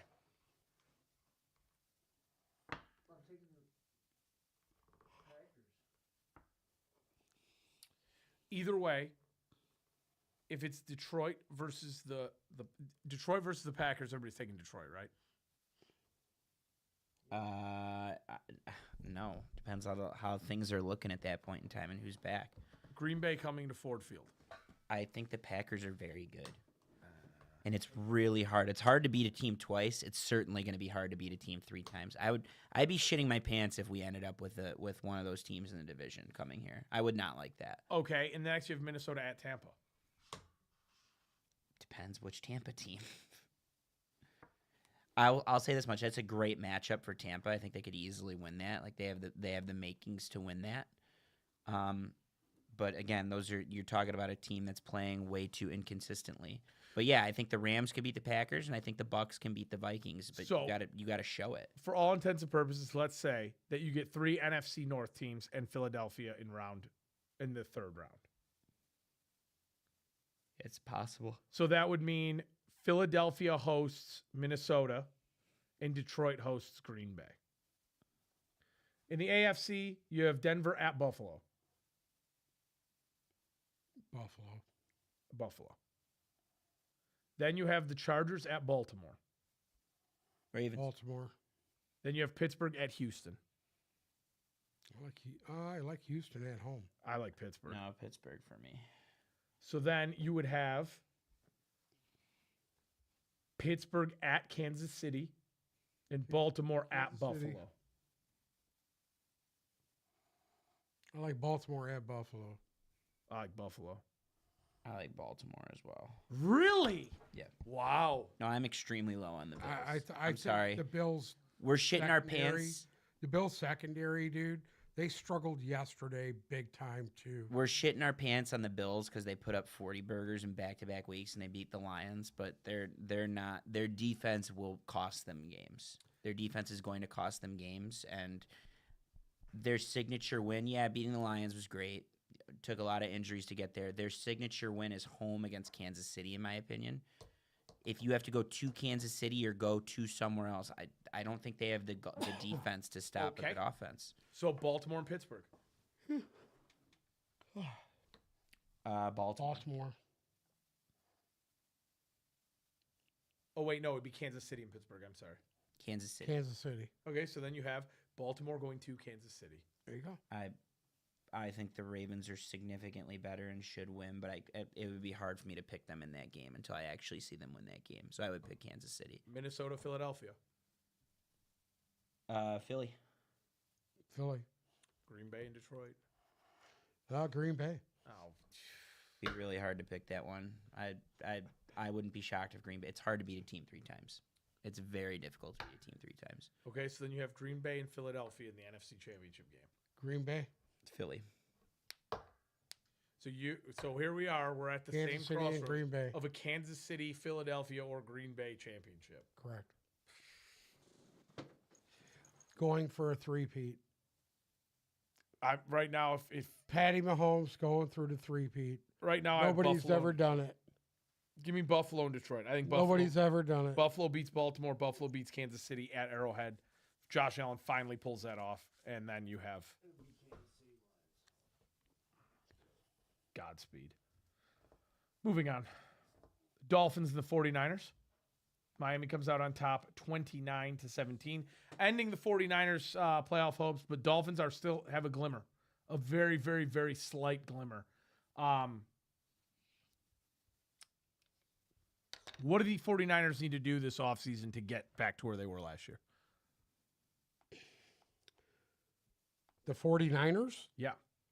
they need to revamp their offensive line, and they need to retool on defense and drop some of those big contracts. Yeah, I think they gave out too many contracts for guys that they thought were going to be future pieces. I would restructure or trade some of them to go get draft assets and try and do what the Rams do, which is rebuild on the fly and bring in good depth and young depth. And if they're as good at nurturing talent as we think they are, then it should work out for the 49ers. But I think they need to shed some of these really crazy contracts. I truly think they have to figure out if Brock Purdy is the guy. You can't give up on him. I truly think they need to figure that out. Yeah, but what do you do if it's not Well, him? I mean, here's your scenario. You're saying don't give up on him. Even a bad Brock Purdy, they should have did more than what they did this year. I don't think their problems are Brock Purdy related.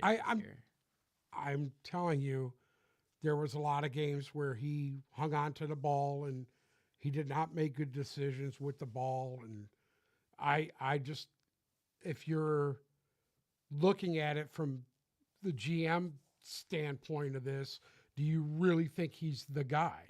Because you had to put so much around him, almost like Jared Goff, that if you don't, you're going to be in the same scenario you are right now. The issue is, and this is what Brad Holmes always says, is it's way easier to get worse at quarterback than it is to get better. And if you move on I agree. So who's your backup plan if it's not Brock Purdy? Because this was a team. Brock Purdy went to a Super Bowl last year. I don't know at this point. I think they you don't need have to a backup plan. I think you need to regroup and think that, well, we didn't have Trent Williams for half the year. We didn't have Offensive Player of the Year Christian McCaffrey for 80% of the year, and we didn't have Brandon Ayuk for 75% of the year. And if we restructure and we bring in some good pieces on defense and figure some things out, then we can return to form in 2025 if these guys are healthy. And then if that doesn't work, that's when you talk about if Purdy's still the problem, then you have that conversation. But it's just so much easier to mess it up. You're going to go into a year where you're going to have to start paying this guy, and I don't know. Just my Jordan Love got $60 million a year, so I mean. Okay, Jordan Love got $60 million a year, and how do you not pay Brock Purdy? Dak Prescott's the highest paid player in the league. Yeah. Okay. So how do you not pay Brock Purdy? Dog shit. Dog shit. I know, but dog shit. What are those teams' options after them? That's the problem. What's the 49ers' plan after Brock Purdy? Well, here's the bad thing. You've had the Dallas Cowboys going on a little winning streak here with a backup quarterback. I don't see a situation where they don't re-sign Purdy. On the flip side of that coin, if you're Miami, there's a lot of people who came out this year while the Bills were quote-unquote rebuilding, and the Jets got off to their slow start, and then the Tua situation happened. If you're Miami, what do you do going forward? Are you stuck in 500-ville until Tua's contract expires, or what? I think they're the same. It's very similar situation as the 49ers. I think that their outlook is going to be, we had a bunch of guys defensively that were banged up, and we were missing Tua for however long, 5 or 6 weeks. And if we have Tua, we're right there with Buffalo this year. I think that's how they're going to look at it. That's the only way they can afford to look at it. I mean, they did have some losses. They lost to Buffalo by a field goal. They lost to Arizona by 1. There's that stretch of 3 games where they really got blown out by everybody they played. But I don't know about Miami going forward. I don't know about Mike McDaniel going forward. Again, it seems like he can't win the big game, but either way. Well, without Tua, they're not even competitive. Correct. So for you to say, would you say Tua's the issue? No. Well, yeah, he is kind of. Because if he fucking goes down, he's gone for 7 weeks. And then you just drop 7 fucking games. So do you move on from him? So what do you do? It's either that or you better bring in a capable backup, not fucking, what's his name? What was his name? That kid that was backing up Tua? God. What was his name? Skylar Thompson. Skylar Thompson? Jesus Christ. And then who else? What Tyler the Huntley. fuck, Snoop dude? Huntley. Yeah, Snoop Doogity Doo. There you go. Doogity-doo. Yeah, go smoke some dope. The thing is you have San Francisco right now picking at 11, Miami picking at 12. What does Frisco have to back up Purdy if Purdy goes down? Nothing. They're fucking awful. The one game that Purdy didn't play, they got fucking smoked. Moving on. Colts played Tennessee Titans in a divisional game. Colts won 38-30. Again, I want to jump back to this real quick, but the Colts playoff situation is pretty simple. They need Denver to lose to Cincinnati, and then they need Denver to lose to Kansas City. The Colts have to do their job and beat the Giants, and they also need to beat Jacksonville. But I don't know if that is still enough. So they have to win out, and they need Denver to collapse. If Denver loses the next two, which is Cincinnati and Kansas City, and the Colts beat the Giants and beat Jacksonville, according to this, I need to see what we did with Miami, and we had Cincinnati losing to Pittsburgh. If Pittsburgh wins, the Colts win the next two, and Denver loses the next two, the Colts are in the 7th seed. And go to Buffalo. Guess what? When you got to rely on other teams to lose out, 9 out of 10 times you're going to. How do you feel about Anthony Richardson at Buffalo in week 1 of the playoffs? Oh. He's dangerous. Huh? He's fucking dangerous. You are such a Chief slappy all of a Jesus sudden Christ. now. All I said was Anthony Richardson is dangerous. That's all I said. Do I think he's good? No. You know No. He's a 45% passer rating.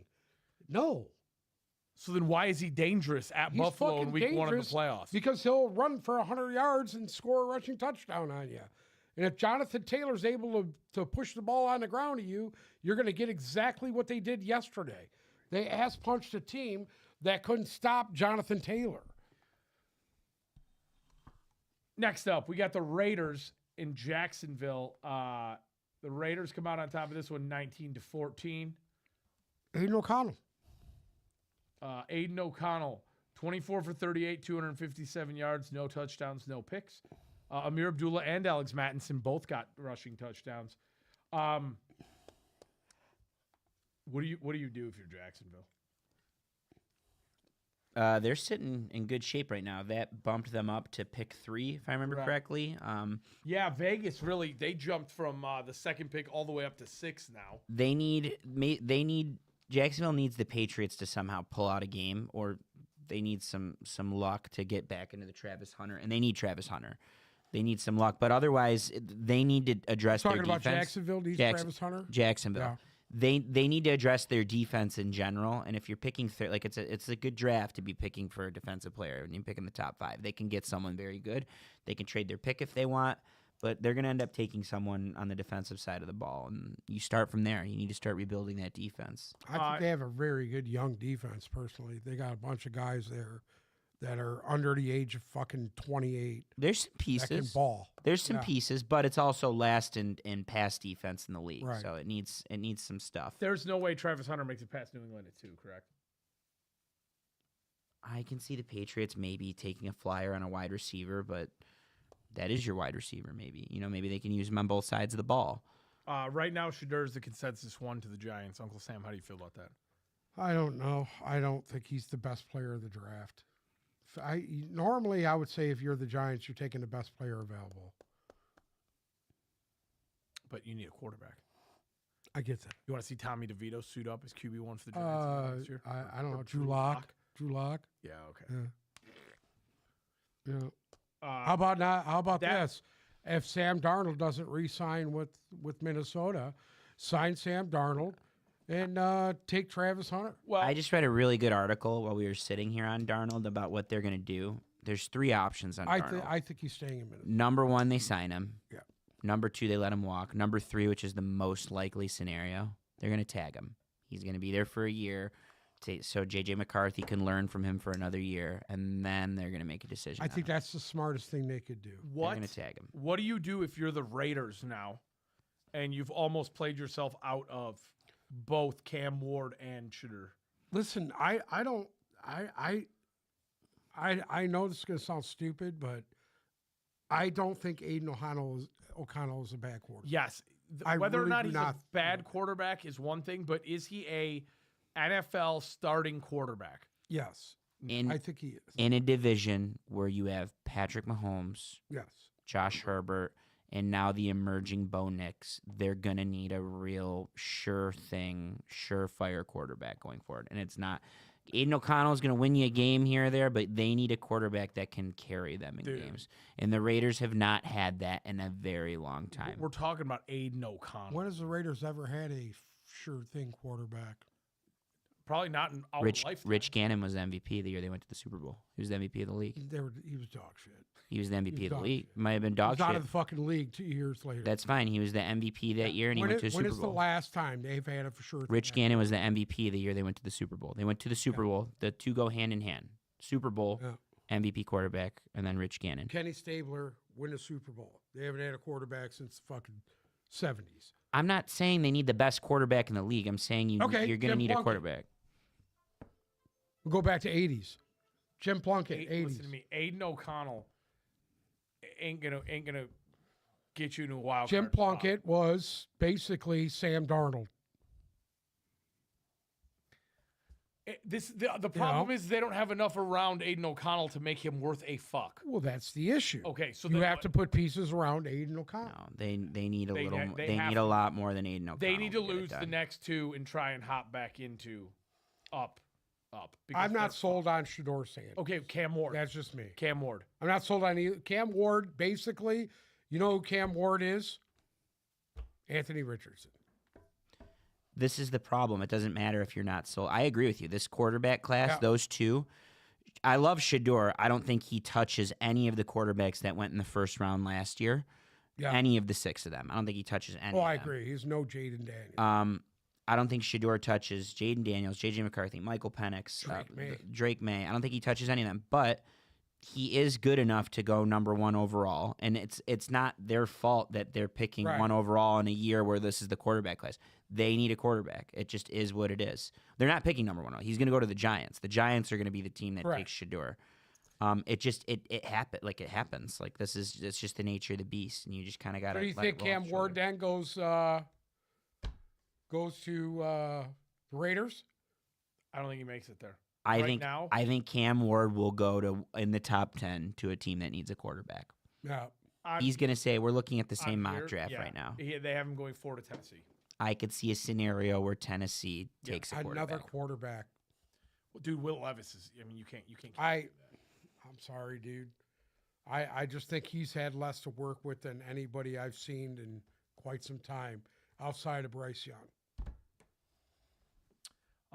Finishing off, Bryce Young's had nothing really to work with when you look at it. Bills played the Patriots. Bills come on top 24-21. Do you think? Hold on.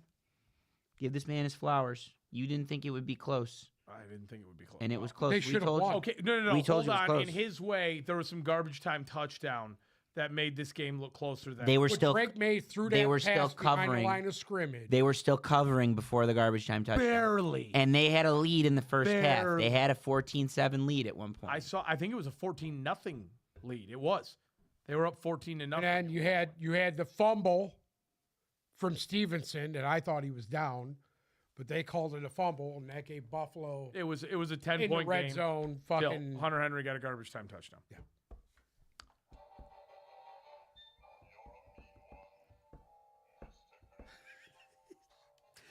For the record, it doesn't shut off till it's done playing the song. I can't hit the button. Hit it again. See what happens.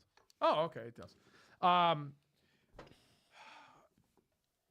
you spelled Dilfer wrong. Are we Yeah. Are we actually looking at this game as a reflection on either of these teams, or did Buffalo just decide to take a week? Well, that's a good question. And I think you can make the case for Buffalo taking a week off, but also, like, don't take a week off. You want to be a world beater. Those teams don't take weeks off down the stretch. That's why I'm lower on Buffalo than a lot of people are. It's because when they see a good defense, they stall. And of course, the 2 weeks before that, they won a shootout and they lost a shootout. Like, they're living and dying by Josh Allen. That is a problem. You need to win in all 3 phases of the game if you want to win the Super Bowl. I don't know if they have the capability to win in all 3 phases right now. Love what I've seen from Josh Allen. Been an incredible year. But if you want to be taken seriously, you have to do what the Lions did yesterday and go in and beat your divisional opponents pretty badly. They didn't do that. That game came down to an onside kick, no matter how we spin it. So I don't love that for Buffalo. I also don't like the news on Josh Allen's hand. That one is concerning. The hand injury for Josh Allen is an eyebrow. And then just circling back on your question, is this indicative about either of the teams? Draw Mayo is apparently coaching for his job right now, and they need to look good down the stretch for him to be back. There's a good chance he will be, but now there's all these rumors about Vrabel. Vrabel saying, I will take that job if I can get it. So I think that matters. I think that's something that'll be factored in. If he doesn't take the Chicago job. I think Mike Vrabel's the next coach of the Patriots. I really do. This team should be better than it is with New England. That's all I'm going to say. You guys want to pick games and then talk college football, or you want to talk college football and pick games? Let's pick games real quick. All right, let's pick some games. Going forward. So we have a Monday night game this week to pick to wrap up this week. And then we have Christmas games to pick. And then we have a Thursday night game to pick because we're not here Wednesday.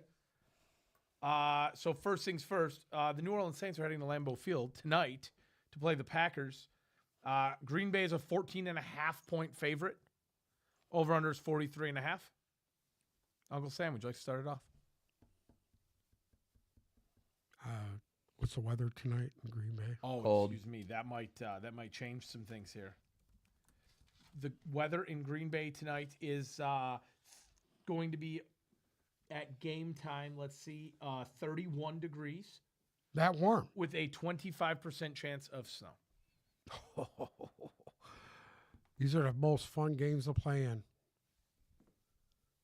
You know what? I'm going to go off on a limb here. Dude, don't do this. I like New Orleans' defense. I'm going to take Green Bay, but I'm going to take New Orleans to cover that. What is it, 14? 14 and a half. A lot of Taking points. Green Bay I'm taking New Orleans to cover that. It's a lot of points. Yeah. I do think the Packers ultimately end up covering the 14.5. Give me the under in this one. I think it's going to be more Josh Jacobs related. And to the 100 of you who have been asking about Kendre Miller for 4 days and not leaving us alone, I don't think he's going to look that great tonight. It's hard going into Green Bay against this front on the road. It's hard. Give me the Packers to win, Packers to cover. Give me the under. It's Toyota-thon. And the Packers get ready for a big game in Minneapolis next week that they're going to win. Packers to win, Packers to cover. Spencer Rattler under 185.5 passing yards. Boom. The rattlesnake doesn't bite. Bruce? Give me the pack and the over, I guess. I don't care. Terrible over. Next up, Christmas Day, 1 o'clock. Smash the over. Always smash the over. Christmas Day, 1 o'clock. Kansas City is heading to Pittsburgh to play the Steelers. KC, a 2.5-point favorite. Pittsburgh weather report for Wednesday. It is going to It doesn't matter, by the way. Go ahead. It's going to be 38 with a 10% chance of rain-snow mix. Uncle Sam. I'm taking Kansas City. And what's the point spread? 2.5. 2.5. What's the over-under? 44.5. 44.5. Give me Kansas City and the over. I'm going to take Pittsburgh, and I'm also going to take the over in this one. I want to see I'm going to parlay both running backs. Give me Isaiah Pacheco and Najee Harris both to score. And as far as a passing prop goes, I want to take Patrick Mahomes under 255.5 yards. Yeah, it's tough. I like the juju Pittsburgh's going to build with Pickens coming back. It's tricky because I do like what Kansas City did, but I think Pittsburgh at home is going to make all the difference in this one. Their fans are going to be batshit. Those terrible towels are going to be waving. So give me Pittsburgh reluctantly because I picked Kansas City in the playoff machine, and I think Kansas City should win this game. But Pittsburgh, you guys said it earlier. Do we imagine them losing 3 in a row? No. And my answer is no. For that reason, I'm going to take the Steelers. Steelers to win. Give me the under in that one as well. Bruce? Give me the Chiefs. What is it? 44 and a half. The over. Next up, also on Christmas Day at 4 o'clock, 4:30, excuse me, we have the Baltimore Ravens heading to Houston to play the Texans. Beyonce's doing the halftime show, and Lamar Jackson just came out and said instead of being in the locker room, he will be watching the Beyonce halftime show. Who said that? Lamar Jackson. Okay. Baltimore, 5.5-point favorite. Over-under is 46.5. It's in a dome. Would you still like the Houston weather report for Wednesday? Taking the Texans in the over.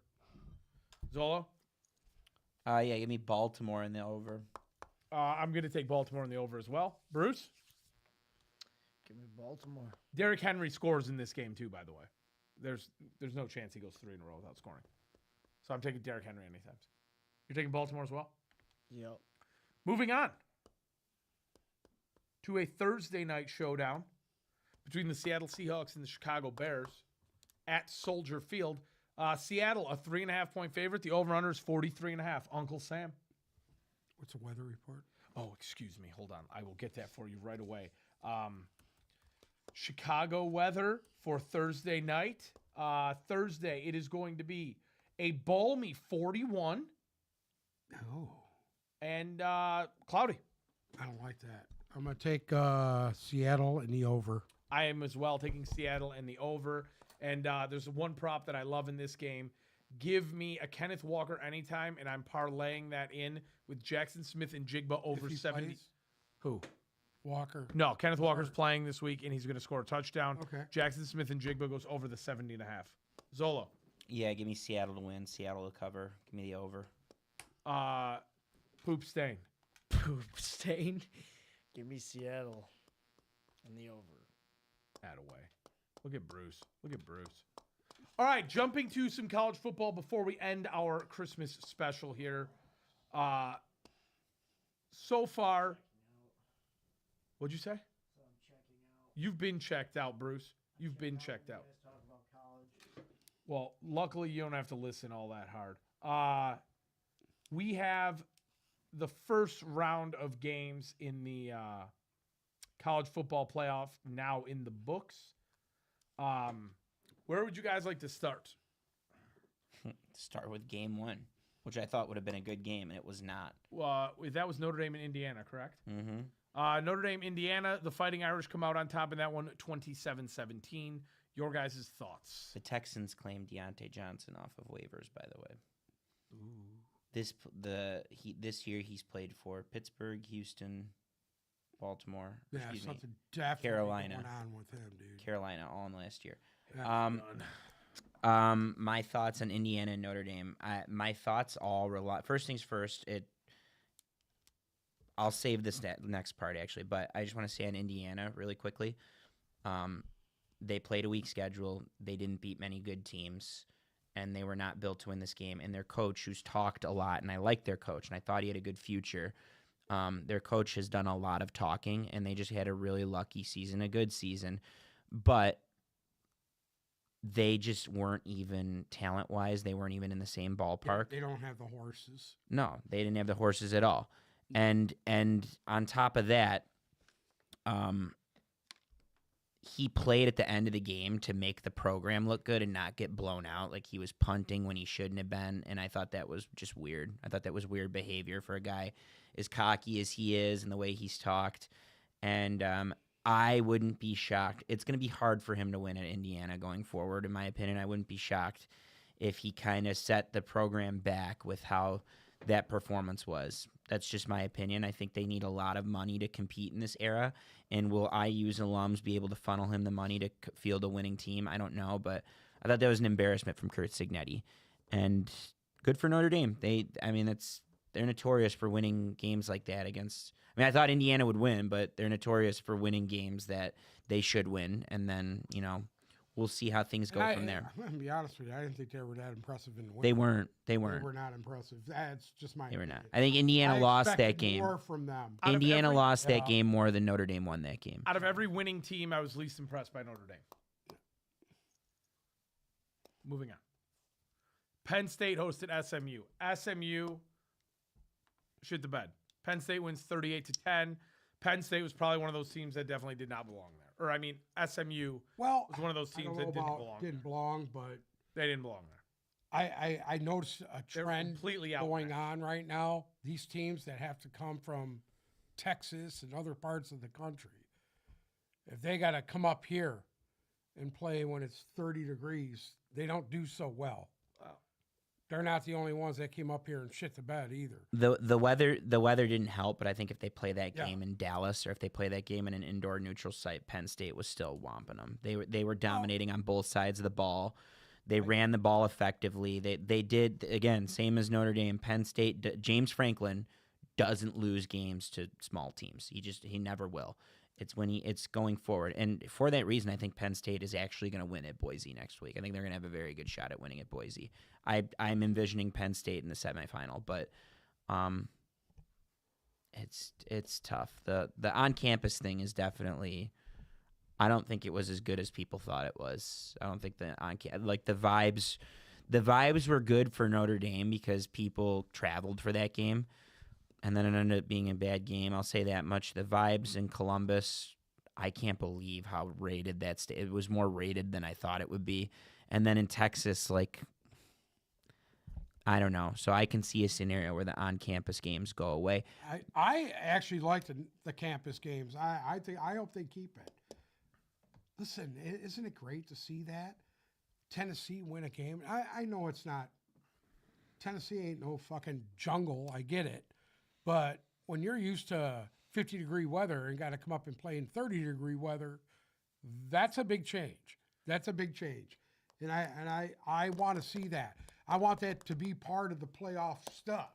If you're Georgia or if you're Alabama, Well, yeah, but and you got to come up to I know. Columbus or you got to come up to Ann Arbor when it's fucking 28 degrees outside and the wind's blowing, that's going to make a difference. you think SMU would have been in this game if it was played in a neutral site? No, I don't. Okay. I don't, but I don't want to get rid of this. I think this is good going forward because all those years that we've been watching college football and all those games that were being played in Florida and in Georgia and these other places where it's nice and 79 and sunny, and I just think them teams, if you had to go up and play Ohio State or even go to play Penn State and when it's 30 degrees outside, I think it kind of fucking, that's the advantage of those northern teams. Agreed. I don't think it's done enough. I like where it's headed. I want it to stay there. My issue I don't is, want that to change. My issue is, and I know you're going to destroy me for this, Probably. I want to see these teams at their best, and the elements are not these teams at their best, especially in college football, Hey, which that's- is now. That's football, dude. It's not though. The elements that's why of they. football. That's why they play these games in warm weather, indoor places, so they don't have to go No, against that's the elements. because the people that put out the money don't want to be in it. That's why. It's not true at all. Yeah, that's the exact. Then why weren't it's these- all about money? Then why weren't these games? all in the bowl games forever. Then why weren't these games? Pasadena, Detroit. Sugar Bowl, this, that, the other thing. Indianapolis. Come on, dude. Come on. Every fucking year it's the same thing. I want to see teams that have to come up to Ann Arbor. I want to see teams that have to come up and go to Ohio State or even go to Wisconsin. Could you imagine playing Wisconsin right now with a foot of snow and it's 25 degrees? That would be awesome to see. This is what football's made for. This is what it was made for. I think it's wrong. I don't want to see teams going to play in fucking Louisiana where it's 104 degrees in February. Something else is if you ask these kids, What? there's two Am I elements. wrong? There's two elements that you missed. Right now, ahead. right now, the kids that go to the schools are not there. They were gone this weekend. Some Notre Dame kids came down from wherever they were. Texas, it's a lifestyle. Ohio State's it's a lifestyle. But the kids that go to the school aren't even on campus. Number what? one, I what? think that matters. Why does it matter? Number two, if you ask any of these So kids, what are you telling me? All the students left for the holidays? yeah, students go home for the holidays. Oh, they all left? Students always go home for the holidays. Yeah. Students are gone. When you went to college, did you ever go home for every holiday? Yeah. Yes. Well, I know everybody kids does. that don't. Okay, these kids in these schools were gone for the holidays. Yeah, but a lot of these kids are playing football. They're not going. Especially Notre Dame, especially Texas, especially Penn State. especially those places. Those kids don't stay in Happy Valley where I the don't know nearest. about that, man. All them kids came up here from fucking Tennessee. That's different. Tennessee was Right. their alums, and it's a 5-hour drive away, and it's a Right. massive SEC school. What's wrong with that? That's the closest proximity between two teams So in you this gonna tell me weekend. that them kids that live in Mobile ain't gonna drive from Alabama to go see him play Ohio State? Alabama's in Tuscaloosa, No. not Whatever. Mobile. No. What's in Mobile? And then another element Maybe. on your warm weather argument, Yeah. the kids that play in the game want to be in the warm weather city. Whatever. It's That's a the re- problem with football. it's a reward Not for me. them. It's You a know where I reward for want to them. be? The North fucking Pole. It's a reward for them to go to Ann Arbor, or excuse me, it's a reward for them to go to Miami. I love It's a this time reward of for the them year. to I go to love New 30 Orleans, degrees. Pasadena. These kids would way rather be playing in the Rose Bowl than be playing on their own campus in front of no students. Also, for the record, the hottest recorded day in February in Baton Rouge is 88, not 114. Just for the record. Whatever. 88. Sorry. Almost 90. Woo. Guess Next. where I wouldn't want to be? There. Texas hosted 90 degrees. Clemson in Austin. The best of the games. It wasn't cold enough for Uncle Sam down in Austin, and Texas came out on top, 38-24. I agree. This was the best game to watch. still the best game. still over at the half, but by far the best of the games. I don't think it was over at the half. It was I didn't think it was over. it was 28-10 at the half. I didn't think it was over. Why? Because I just didn't. I thought that Clemson really hung in there and was really playing well.